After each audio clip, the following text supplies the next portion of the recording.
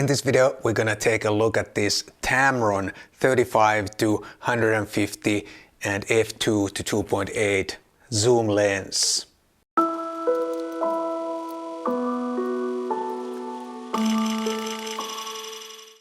Hi guys, my name is Matti Sulanto and I'm a photographer, and this is the brand new Tamron 35-150mm f2-2.8 zoom lens, and in this video I'm gonna share my first impressions on this lens. But first, a disclaimer: this lens is on loan from Focus Nordic. They are the official Tamron representative here in Finland.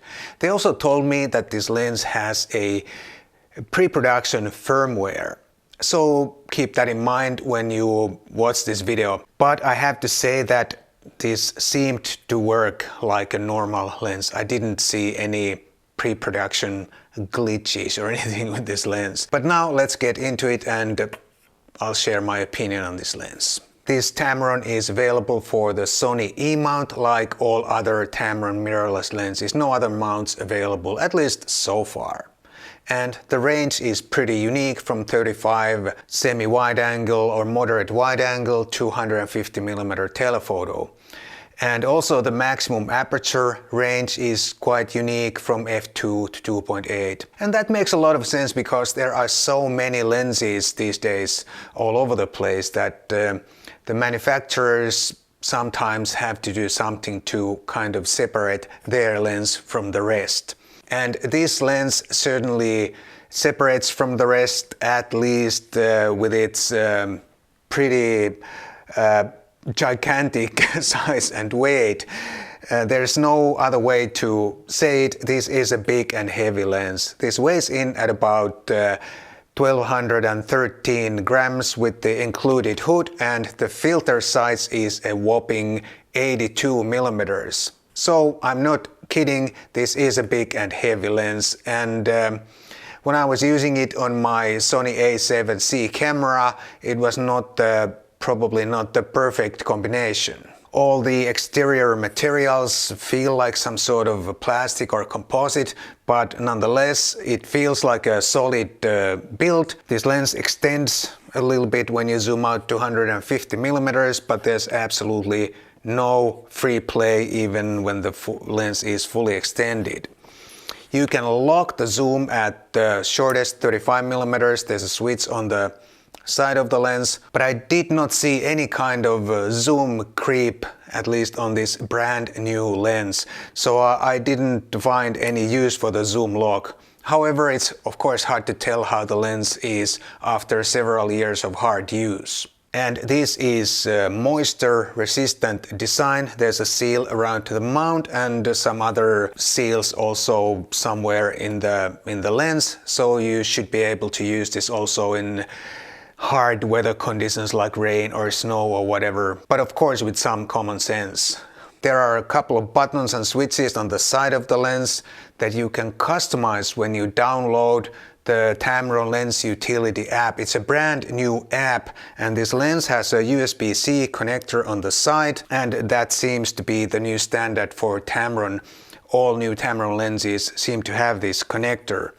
So when you connect this to a computer with a USB cable and open the app, you can customize these buttons and switches on the lens, and it seems to work really well also on my Apple Silicon Mac Mini. And here's a little tip for all you Sony engineers. Why don't you ask Tamron people some help so you can also design a firmware update utility that works on Apple Silicon, so we all can update our Sony cameras.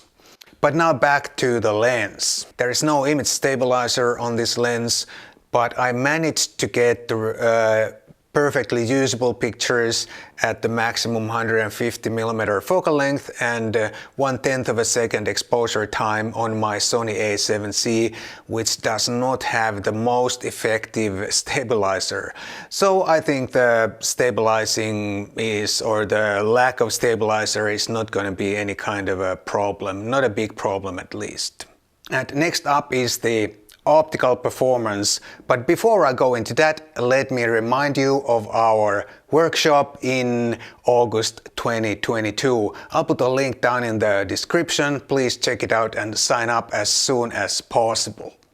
And now about the optical performance of this lens, and I was pleasantly surprised. I mean, new lenses are usually really good. I don't expect to see a really bad Tamron lens or Sigma lens, but because of this range and the fast maximum aperture, I was expecting some sort of weaknesses, but I could not see any weaknesses based on my real-life photography on my 24 megapixel Sony A7C camera.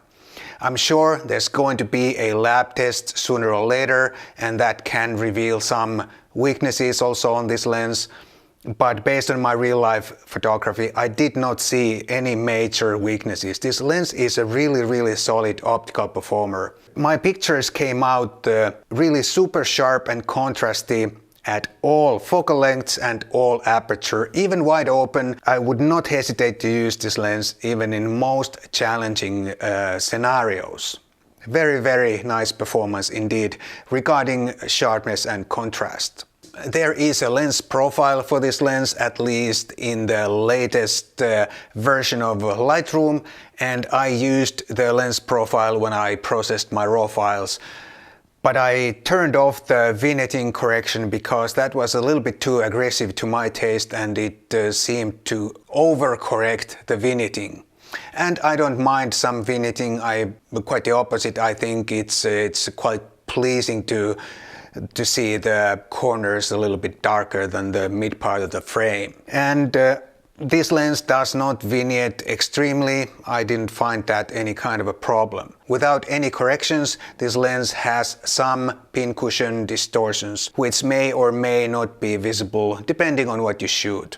But I left the correction on and it did not seem to degrade the image quality in any way. Also, the bokeh seemed really pleasing to my eyes, especially when you consider that this is a zoom with this kind of a range. Usually you need, if you want the ultimate bokeh, you're going to need a fast prime, but this lens did not disappoint. The bokeh looks quite pleasing. The maximum aperture varies with the focal length, and you start of course at f2 at 35 millimeters, and then by about 39 millimeters you are at f2.2, and then by about 59 millimeters you are at f2.5, and by about 80 millimeters you are at f2.8, and that continues all the way to 150 of course. The autofocus seemed fast and reliable, at least on my Sony A7C camera body. It's probably not the fastest autofocus there is, but it certainly is very fast and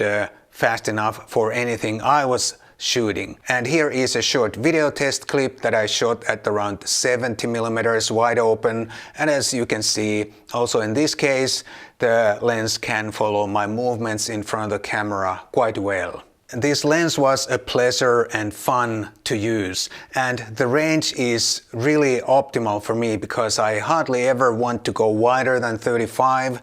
My Ricoh GR has 28 equivalent focal length, but I wouldn't mind if it had 35. And I'm not a big telephoto shooter, so 150 is plenty enough for me. But having said that, this is also a really big and heavy lens, and I probably would not want this as my everyday photo walk lens. It's just too big and heavy, and also not an optimal pair with my Sony A7C camera body. This would need a little bit bigger body, like maybe the new Sony A7 Mark IV or something similar with a little bit bigger grip.